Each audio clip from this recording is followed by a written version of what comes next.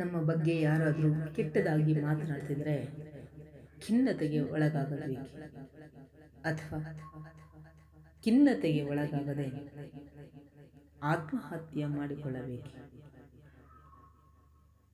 ಇದು ಒಂದು ಯಕ್ಷ ಪ್ರಶ್ನೆ.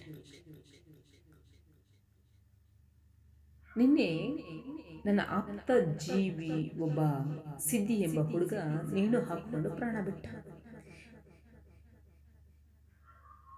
ಇದೇ ಒಂದು ಕಾರಣವಾಗಿಟ್ಕೊಂಡು ಆತನ ಬಗ್ಗೆ ಕೆಟ್ಟದಾಗಿ ಮಾತನಾಡ್ತಿದ್ರು ಮತ್ತು ಅಭಿನಯಕ್ಕೆ ಅವಕಾಶ ಇಲ್ಲದಿರುವುದೇ ಅವನ ಈ ದುರಂತಕ್ಕೆ ಕಾರಣ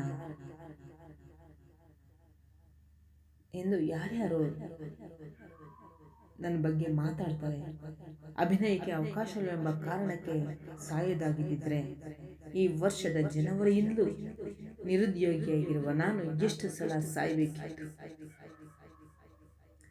ಯಾರು ನಮ್ಮ ಬಗ್ಗೆ ಮಾತನಾಡ್ತಾರೆಂಬ ಕಾರಣಕ್ಕೆ, ಅಪಪ್ರಚಾರ ಮಾಡ್ತಿದ್ದಾರೆ ಅನ್ನೋ ಕಾರಣಕ್ಕೆ, ನಮ್ಮ ಕೆಲಸಕ್ಕೆ ನಿರಂತರವಾಗಿ ಕಲ್ಲು ಹಾಕ್ತಿದ್ದಾರೆ ಅನ್ನೋ ಕಾರಣಕ್ಕೆ ಅಭಿನಯಿಸಲು ಸಿಕ್ಕಿದ್ದ ಅವಕಾಶವನ್ನು ಇಲ್ಲ ಸಲ್ಲದ ನೆಪ ಹೇಳಿ ತಪ್ಪಿಸಿದ್ರು ಅನ್ನೋ ಕಾರಣಕ್ಕೆ ಖಿನ್ನತೆಗೆ ಒಳಗಾಗಬೇಕು.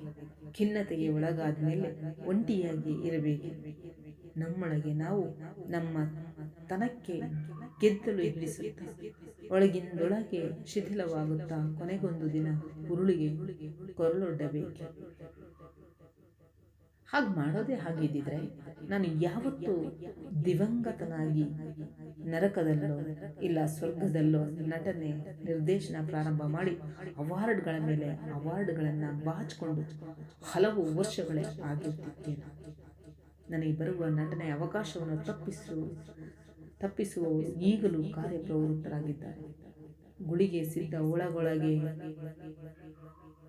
ಡ್ಯಾಶ್ ಡ್ಯಾಶ್ ಅನ್ನೋ ಥರದಲ್ಲಿ ನನ್ನ ಅವಕಾಶಕ್ಕೆ ಕಲ್ಲು ಹಾಕಿದವರೆಲ್ಲ ಮುಂದೊಂದು ದಿನ ಭೇಟಿ ಆದಾಗ ಎಂಚ ಉಲ್ಲರ್ ಮಠ ಸರ್ ಅಂದರೆ ಹೇಗಿದ್ದೀರಿ ಸರ್, ಎಂಚ ಉಲ್ಲರ್ ಮಠ ಹೇಗಿದ್ದೀರಿ ಮಠ, ಎಂಚ ಉಲ್ಲರ್ ಮಠಣ್ಣ ಹೇಗಿದ್ದೀರಿ ಮಠಣ್ಣ ಎಂದೆಲ್ಲ ವಿಚಾರಿಸುವಾಗ ಅಂಥವ್ರುಗಳ ಎದೆಗೆ ಎಗರಿಸಿ ಒದಿಬೇಕು ಅಂತ ನನಗೆ ಯಾವತ್ತೂ ಅನಿಸಿಯೇ ಇಲ್ಲ.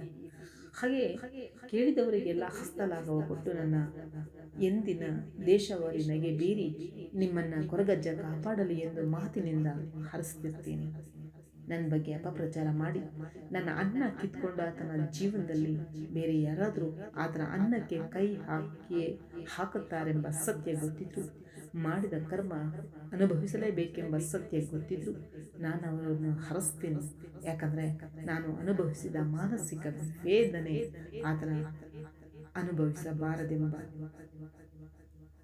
ಅಭಿಲಾಷೆ. ನನ್ನ ಹಸಿವಿನ ದಿನಗಳು ಆತನಿಗೆ ಮತ್ತು ಆತನ ನಂಬಿರುವ ಕುಟುಂಬದವರಿಗೆ ಬಾರದೇ ಇರಲೆಂದು, ನನ್ನ ಕಣ್ಣಿಂದ ಹರಿದ ಕಣ್ಣೀರು ಆತನ ಕಣ್ಣಿನಲ್ಲಿ ಹರಿಯದೇ ಇರಲೆಂದು ಆತ ಹಾಗೆ ಮಾಡಿದನೆಂದು ನಾನು ಖಿನ್ನತೆಗೆ ಒಳಗಾಗಿ ಜೀವ ಕಳೆದುಕೊಂಡರೆ ನನ್ನ ಪತ್ನಿ ನನ್ನ ಮಕ್ಕಳಿಗೆ ಯಾರು ದಿಕ್ಕು? ಮೈಸೂರು ಮೂಲದ ಕಲಾವಿದನೊಬ್ಬ ಆತನ ಅನ್ನದ ತಟ್ಟೆ ತುಂಬಿಸಲು ಮಠನೆಗೆ ಮಾನಸಿಕ ಎಂದು ಹೇಳಿ ನನಗೆ ಬರಬೇಕಾಗಿದ್ದ ಅವಕಾಶಗಳನ್ನೆಲ್ಲ ಆತನ ಕಡೆಗೆ ಮಾಡಿಕೊಂಡಾಗಲೂ ನಾನು ಮುಗುಳ್ನಕ್ಕೂ ಮೌನವಾಗಿರಲಿಲ್ಲವೇ? ನಾನು ಹೇಳಿದ್ದನ್ನೆಲ್ಲ ಹೇಳಿದ್ದೇನೆಂದು ಬಿಂಬಿಸಿ ನನ್ನ ಕೆಲಸಕ್ಕೆ ಕಲ್ಲು ಹಾಕಿದಾಗಲೂ ಸುಮ್ಮನಿರಲಿಲ್ಲವೇ? ಆಯ್ಕೆಯಾಗಿದ್ದ ಸಿನಿಮಾದಿಂದ ಹೊರಗೆ ಹಾಕಿಸಿದಾಗಲೂ ಸುಮ್ಮನಿದ್ದೆ. ಪ್ರತಿದಿನ ನನ್ನ ಬಗ್ಗೆ ಸುಳ್ಳು ಸುದ್ದಿ ಹಬ್ಬಿಸುತ್ತಿದ್ದವರು ಯಾರೆಂದು ಗೊತ್ತಿದ್ದರೂ ಸುಮ್ಮನಿದ್ದೆ. ನಾನು ಖಿನ್ನತೆಗೆ ಒಳಗಾಗಿ ಜೀವ ಕಳೆದುಕೊಂಡಿದ್ದರೆ ನನ್ನನ್ನು ನಂಬಿರುವವರನ್ನು ಯಾರು ಸಾಕ್ತಿದ್ರು? ನಿಮ್ಮಗಳ ಮನಸ್ಸನ್ನು ಗಟ್ಟಿ ಮಾಡಿಕೊಳ್ಳಿ. ಖಿನ್ನತೆಯ ಕೈಗೆ ಮನಸ್ಸನ್ನು ಕೊಟ್ಟು ಅನಾಹುತ ಮಾಡಿಕೊಂಡು ಜೀವನ ಕಳೆದುಕೊಳ್ಳಬೇಡಿ.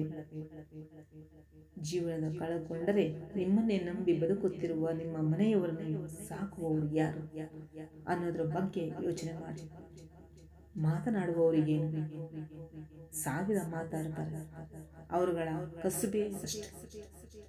ಇನ್ನೊಬ್ಬರ ಮನೆಯ ಒಲೆಯ ಬೆಂಕಿ ಆರಿಸಿ ತಮ್ಮ ಒಲೆಯಲ್ಲಿ ಬೇಳೆ ಬೇಯಿಸುವ ನಾಮರ್ಧಗಳು ಇರುತ್ತಾರೆ. ಅವರಿವರ ಮಾತಿಗೆ ನಂದು ದಯವಿಟ್ಟು ಖಿನ್ನತೆಗೆ ಒಳಗಾಗಬೇಡಿ. ಒಂದು ವೇಳೆ ಖಿನ್ನತೆಗೆ ಒಳಗಾದರೆ ಆತ್ಮಹತ್ಯೆ ಮಾಡಿಕೊಳ್ಳುವಂಥ ಅನಿಸಿದ್ರೆ ದಯವಿಟ್ಟು ನನಗೊಂದು ಕರೆ ಮಾಡಿ. ಮತ್ತು ನೀವು ನಿಮ್ಮ ಜೀವನ ಪರ್ಯಂತ ಆತ್ಮವನ್ನು ಹತ್ಯೆ ಮಾಡಿಕೊಳ್ಳೋಕ್ಕೆ ಪ್ರಯತ್ನ